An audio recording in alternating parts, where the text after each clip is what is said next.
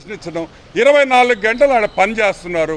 మీ వాడు వచ్చాడు, అబ్బో గేట్లు అన్నాడు, ఆ ఫ్లడ్ అన్నాడు, ఆ కాగితం సరిగ్గా కాదు. మీరు నువ్వు జగన్మోహన్ రెడ్డిని పంపిస్తావు, ఏం చేయాలా? ఆ కాగితం ఇచ్చి చదివించాలి, 15 సార్లు చదివించండి, అదన్నా కరెక్ట్గా చెప్తాడు.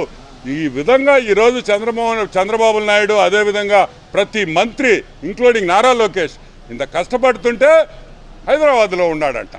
హైదరాబాద్లో నేను అడుగుతాను, అసలు బుద్ధిని మాట్లాడుతున్నావా, బుద్ధి లేకుండా మాట్లాడతావా? సైజు పెరగడం కాదు, బుద్ధి కూడా పెంచుకో. నువ్వు మర్యాదగా మాట్లాడితే మేము మర్యాదగా మాట్లాడతాం. మొన్న చెప్పా, నేను తిరుమలలో వద్దు అన్నా, చెప్పానా లేదా? మళ్ళీ తిరుమల దగ్గరికి వచ్చి ఆమెకి మళ్ళీ సరే నీకు దర్శనం ఇచ్చారు, ఇక్కడ మా వాళ్ళని కూడా నేను విమర్శించాలి కదా. ఆమెకేందా ప్రోటోకాల్ దర్శనం ఇచ్చేదా? ఆమెకు మళ్ళీ ఒక